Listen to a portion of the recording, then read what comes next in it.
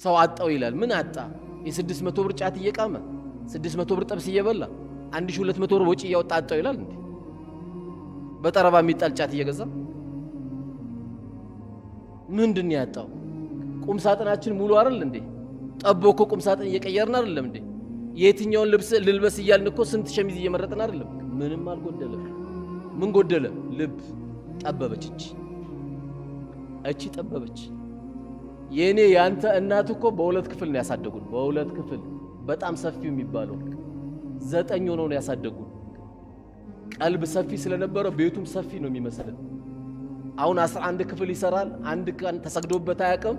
ባክ እንደ 2 ክፍል ደግሞ ሊጨምር ነው ይላል። ለምን ሲል እኔማ አላውቀውም ይላል። እሱም አያውቀውም እኮ ጠቧል። ለምን? ቀልቡ ጠቧል። ይሄ ለራስ ብቻ የሚለውን ነገር በጣም ከመብዛቱ የተነሳ ይሄን አክል ተቸግረን እንጂ እናቶቻችን ያሳደጉን እኮ በልተው ሳይሆን ሳይበሉ ነው። ባሎቻቸውን አጥግቦ ነበር የሚሸኙት። ቂቤ ለባል ነበር የሚቀርበው። ዛሬ ግን የሌለ ነገር የለም። በእግር የሚሄድ ተማሪ የለ፣ በሰርቪስ ነው የሚሄደው። መንገድ ላይ ሽንት ቤት የሚጠቀም የለ፣ ፓምፐርስ ጨርሷል። ስንት ብር? ምን የቀረው ነገር አለ? ሩዚነት ሰራለ ወይስ መኮሮኒ ይሰራለ? ኢንዶሚ ይሰራለ ተብሎ ነው ትምህርት ቤት የምንሸኘው። ምንም የጎደለ የለም። ቀልብ ጎደላ፣ ቀልብ ጎደለ። ትላንት ብርቅ የነበረው ዶሮ የሚበሉት ለእናቶቻችንና ለአባቶቻችን ወይም ለአባቶቻችን ብቻ ነበር። ምንም የለም። ለእኔ ስንል ለወንድሜ ሳንል ስንቀር አላህም ለእኛ የሚያመጣልን ነገር እየጠበበብን ይመጣል። የወንድም ህመም እየታመምክ ስትመጣ አላህ ላንተ ይደርስልሃል። ኢርሐሙ መን ፊል አርድ የርሐሙኩም መን ፊስ ሰማ። መሬት ላለው ሰው ዘኑ የሰማው ጌታ ያዝንላችኋል ነው ያሉት ነቢያችን ሰለላሁ ዐለይሂ ወሰለም። ስለዚህ የጠበበው ቀልባችን ነው። የተከበረ ወንድማችንን ስሙን አንስተን ስሙን ዘልፈን አሉባልታ ውስጥ ገብተን መርዳት ማገዝ ነበር የተነገረን። ካጠገቡ መቆም ነበር፣ ማድመጥ ነበር፣ አብሽር ማለት ነበር፣ አይዞ ማለት ነበር። የአንድ ወንድም መገለጫው ይሄን ነው። እንደው ትንሽ እንደው 50 ሺህ ብር አለብኝ 90 ሺህ ብር አለብኝ ብለህ አንተ እንደው ቀድሜ ብሞት እኔ ይሄን 50 ሺህ ብር የሚከፍልልኝ ወይ 100 ሺህ ብር የሚከፍልልኝ ጓደኛ አለኝ ብለህ ብታስብ በጣም ከባድ ነው። በጣም ከባድ። ጀናዛዬ ከመታጠቡ በፊት ይሄን ብር የሚከፍልልኝ አለ የምትለው ሰው ካለ ማሻአላህ አንተ ጥሩ ጓደኛ አለ። ይሄን ነው ማሰብ ያለብን። ከተዛዘንን ዝናቡም እየዘነበ ነው ማሻአላህ፣ ፀሐዩም እየወጣ ነው ማሻአላህ፣ ምንም የጎደለ የለም። አየሩም የው ንፋሱ አለ፣ ኬክ የሆነ አየር አለን። የትኛውም ሀገር ሲመጣ የሚበላት እንደ ምግብ የሚጣፍጣት አየር አለን። ግን ከእንደገና አየሩ የምናበላሸው እኛ ስለሆነ ነው። አየሩ በምን ይበላሻል? በወንጀል ይበላሻል። በመካከላችን ባለመተዛዘን ይበላሻል። እኛ ግን ከተዛዘንን አላህ ያዝንልናል።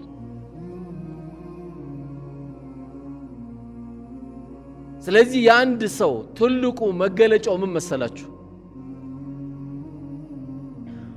አንተ በሰው ላይ የተጣድቅ ሰው አይደለህም። ማ የልፊዙ ሚን ቀውሊን ኢላ ለደይህ ረቂቡን አቲድ ነው። የሚቆጣጠሩ 2 መላእክቶች አሉ፣ ረቂብና አቲድ የሚባሉ አሉ። ይቆጣጠሩታል። አንተ በሰውዬ ላይ የቆምክ ትራፊክም አይደለህም። አላህ የተሳሰበው። የማንም ሰው ስም አታንሳ። በማንም ሰው ጓዳ አትግባ።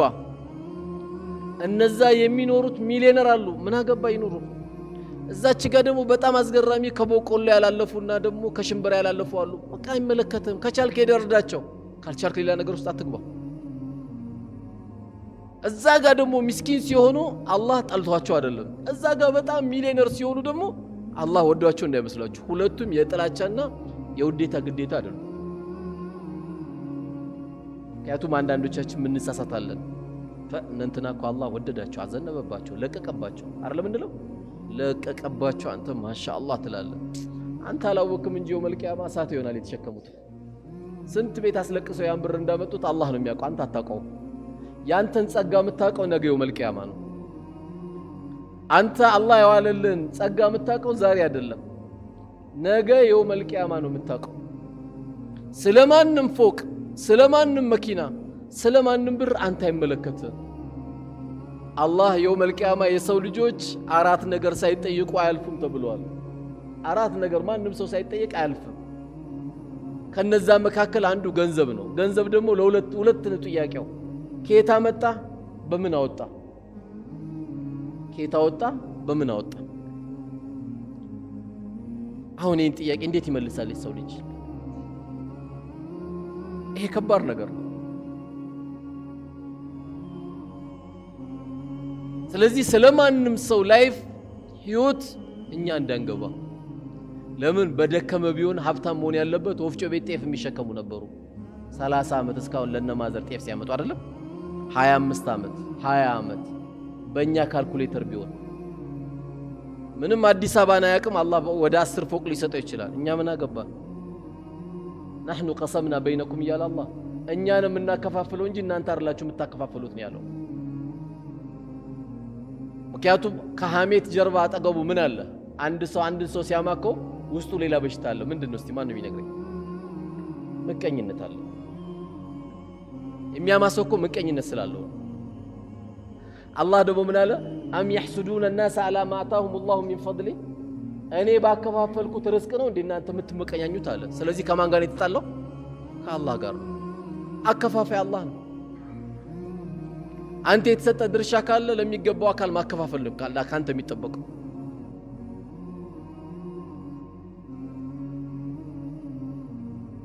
ስለዚህ አላህ ለተለያየ ባሪያ የፈለገው ሊሰጥ ይችላል። ላመነውም ላላመነውም፣ ላመፀውም ላላመፀውም አላህ ለፈለገው ይከለክላል፣ ለፈለገው ይሰጣል። ዱንያ እንደሆነች 950 ዓመት እድሜ ኖረው የሚሄዱ የኑህ ህዝቦች አልፈውበታል። ይሄው 60 እና 70 ዓመት ደግሞ ተብሎ የተነገረው ይሄ ኡማ ነው። ዛሬ መስጊዳችን 90 የሚያክል እድሜ ከተገኙ ማሻአላህ በሉት፣ ጨረሱት፣ ጨፈጨፉት እኮ ነው እድሜ የቡስ ሰውን የበሉት ነው የሚባለው። ግን ያው ዱንያን ጨርሰዋል የሄዱት፣ ነክተዋት ነው የሄዱት። ዱንያ እኛን ትጨርሰናለች እንጂ እኛን ጨርሳትማ። ሰዎችን እየጨረሰች ነው የምትወስደው እንጂ አንተ ጨርሳት። ትውልድ እየተካካሄዳል እያለ ቂያማ ይቆማል። ስለዚህ ማንም ሰው ሐሜት የሚባል ነገር ሲጀምር መጀመሪያም በሽተኛ ነው ያሰውየ። ሐሜትን ሲጀምር ምንድነው? በዛ ወንድሙ ወይም በዛ እህቱ ወይም በዛ ቤተሰብ የታመመው በሽታ ስላለን ያ በሽታው ምንድነው? ምቀኝነት ነው። እንዴት ከየት አመጡ? አንተ አላህ ለወንድም የሰጠው አንተ ጋር መጥቶ ካልኩሌተር ይዞ የሳም መስራት አለበት እንዴ? አላህ ይጨምርለት እንጂ ማለት ያለበት። ለዚህ ነው እኮ ማሻአላህ በሉ የተባለው። አንተ አልহামዱሊላህ የማይበላ የማይጠጣ የማይሞት የማያንገላጃ ጌታ የሆነው አላህ እስልምናን የሰጠ ጌታ አልহামዱሊላህ በምን ይለካል? ኒዕመተል ኢስላም በምን ይለካል? አውርተን ማንጨርሰው እኮ ጸጋ ያለበት ነው። አውርተን ይሄ ቁጭ ብለን ሁላችንም አንድ ሽታ የለም አጠገባችን። ለምን? ሽታ ቢኖር እዚህ ቤት መግባት ስለማይችል። ሹፍ አንድ ሽታ የለም። ይሄን ጸጋ ነው የሰጠ። ያለ ውዱ የተቀመጠ የለም። ለምን? ሰላቱ ስለሚበላሽበት። ንጹህ ነው ማለት ነው። ጀናባው ነው አልገባም፣ ሻወር ታጥቦ ነው የመጣው። ይሄን ኒዕመተል ኢስላም አላህ ሰጠ። ዳሩ ሰላም የሚል የትልቁ የሰላም አገር ደግሞ ጠብቃቸዋለሁ እያለ ነው አላህ። በቀልቡ ላይ የጎመን ዘር የምታክል ላኢላሃ ኢላላህ ያለበት ሰው ጀሃነም እንኳን ከገባ አውጡት ነው የሚባለው። ላኢላሃ ኢላላህ ራሱ እኮ ተስፋ ነው። ተስፋ በእኛ ሰላት ባንገባ በአላህ ረህመት ግን እንገባለን፣ እንከጅላለን ከጌታችን። ይህን ትልቅ ጸጋ ከሰጠ አልহামዱሊላህ። ለምን? አንተ ፈርማ አይደለም ኢስላምን አላህ የሰጠ። አላህ መርጦ ነው እስልምናን የሰጠ። ይህንን ጸጋ ሲሰጠን በወንድሞቻችን ላይ መመቅኘት አናቆም አንዳንዴ እንትና ምን ሆነ እንትና ምን ሆነች ለምን ታመመች ተብሎ እኮ ከስራ ውጭ የሆኑ ሰዎች አሉ በመቀኛ ከዛም ከጠንቋይ ከዚህ ከአድባር ከዚህ ከቆሌ ከጅኒ ያርገው አስተብትበው አፍዝዘው አልጋ ላይ ጣሉት ሰው እኮ ስንት አለ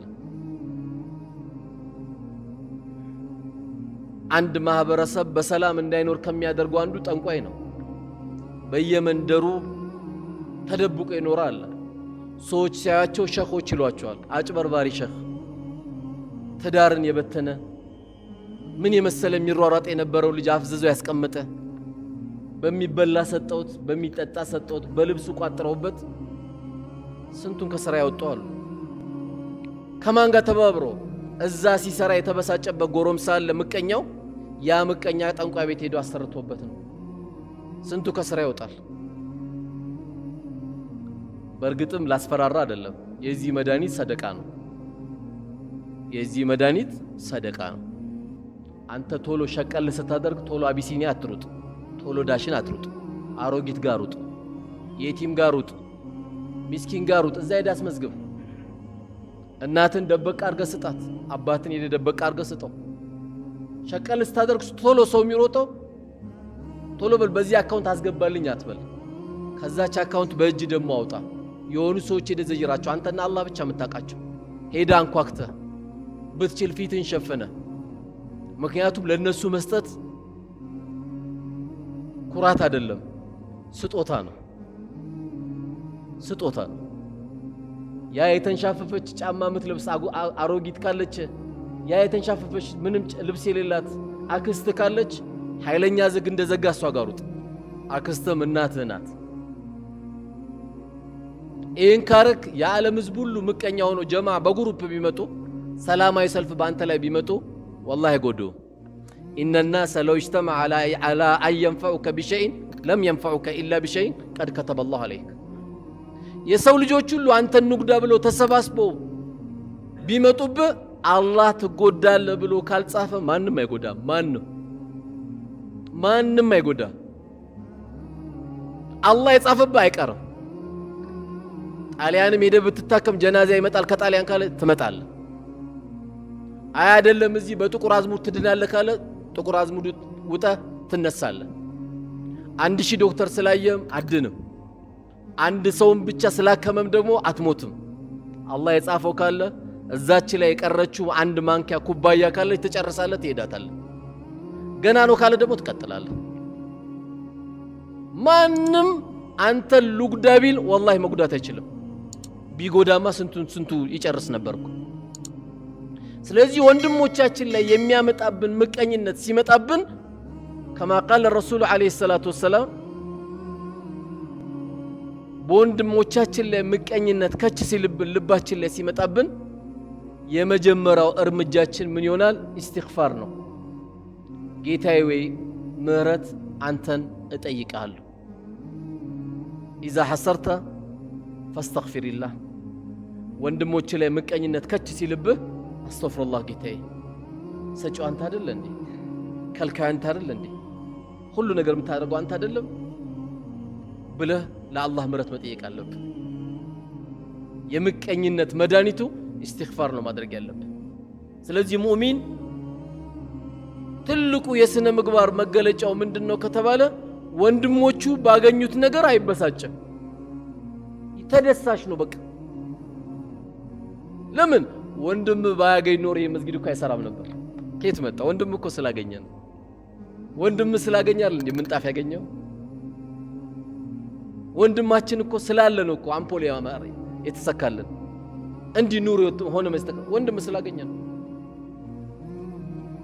በወንድሞቹ ማግኘት የሚበሳጭ ካለ ትልቅ የዘቀጠ የስነ ምግባር ብልሽት አለበት ወንድማችን ላይ ማለት ነው ስለዚህ የዛሬው ትልቁ ርዕሳችን ሰዎች ወሬ ያቀባብላሉ ሐሜትን ይጨምራሉ ውስጣቸው ግን ምቀኝነትን ይዘው ነው በወንድሞቻችን ላይ መመቅኘት የለብንም ለዚህ ነው ነብያችን ሰለላሁ ዐለይሂ ወሰለም በሁለት ነገር በስተቀር መመቅኘት አይበቃም ነው ያሉት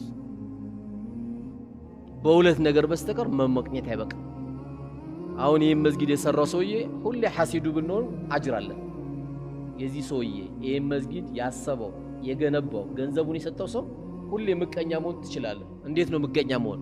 ገንዘቡን ያጥፋበት እንድትል እኮ አይደለም። ያ አላህ ገንዘብ ከሰጠኝ ላይ ቀር እንደዚህ የሚሰራ የሆኑ ቤተሰቦችን የሚያበላ የሚያጠጣ እንዳይጨነቁ የሚያደርግ ሰው ካየህ ደግሞ ምን ትላለህ? እንደው ያ አላህ እኔም ገንዘብ ሰጠኝ ቤተሰቦቼ እንደዚህ ረሃብ አረኳቸው እንዲህ ባስደሰትኳቸው ጌታዬ፣ እንደ ወንድሞቼ እንድሬ ሱቅ ከፍቼላቸው ቤት ሰርቼላቸው ለቤት ዘመዶቼ ትልቅ ነገር እንደው እንድሰራ ብትል ችግር የለውም። ይሄ የተፈቀደ ምቀኝነት ነው። ምቀኝነቱ ግን ምንድነው? እኛንም አላህ የዛ ጸጋ ባለቤት እንዲያደርገን ነው እንጂ ያ ሰው እንዲጠፋ አይደለም። መልካም ነገር ሲሰራ በኸይር ነገር ሁሉ ያመልጠው። ያው በኢትዮጵያ ዳዋ መልካም ነገር የሚመርጣቸው ጥቂት ሰዎች ናቸው። ገንዘብ በደንብ አለ፣ የሚመርጣቸው ግን ከ105% አይሞሉም። ለሾና ለፉከራ ሚሊዮን ብር ሲያወጡ ታያቸዋል። ለመስጊድ ሲባል ያንቋቸዋል። ወንድም ታመመ ያንቋል። እንኳን ገንዘቡ ሊያወጣ ወንድሙ ታሞ ቢዚ ነኝ ነው የሚለው። አልዘየርከውም? ወላሂ ቢዚ ነኝ ይላል። ለወንድሙ ቢዚ የሚሆን ሰው አለ። ሄዶ አሸታ አድርጎት አክም ቤት ወስዶ ትሪት አድርጎት ማድረግ ሲገባው ለመዘየር የሚቸገር አለ። ቢዚ ነኝ ይላል። ይሄውን ዱንያ ይሄን ነው የምንቀናበት እኛ። ሰውን በትክክለኛ የምንቀናበት ሰው ማን ነው? እንደው ስንት ቀን ይሄን መስጊድ የሰራ ሰው ቀንተንበታል? ስንት ሰዎችን ያዳነ ሰው የቀናንበት ሰው አለ? የለም። የኛ ቀናታችን ምንድነው? አስፋልት ዳር ስናይ 2021 መኪና ያዘ ሰው ካየ በቃ ከላይ አይቀረን፣ ጎማ አይቀረን፣ ስፖኪዮ አይቀረን፣ እሱን ነው የምናየው። ባለ መኪናውም አላህ ይዘንለት ከየት እንዳመጣ እሱ ነው አላህ ነው የሚያውቁት፣ እኛ እናውቀው። በዚህ አልነበር የምትቀነው። ለሰው የኖረ ሰው ካለ እዚህ ሰውዬ ላይ ነው መቅናት ያለባችሁ። ወላሂ የእውነት የሚቀናበት ሁሌ የኡማው ጉዳይ የሚያሳስበው እንኳን አሁን እኛ መስጊድ ውስጥ የምናወራ ይቅርና አጠገባችን የክርስትና እምነት ያለው ሰው እንኳን ካለ በጣም ከቸገረው እኛ እያለን እኮ ወላሂ መቸገርኩ የለበትም። ለምን ይርበዋል? ማን ነው የፈቀደልን? ስለ ሙስሊም እኮ አይደለም እኔ እያወራሁ ያለሁት። እኛ የዚህች ሀገር ሰዎች እኮ አይደለንም። እኛ እያለን ሰው ሊርበው አይገባም ነበር። እኛ እያለን በባዶ እግር ሰው መሄድ አልነበረበትም። ለምን ስግብግብ ሆነን? ሙእሚን ደግሞ ምንድነው? ቸር ነው።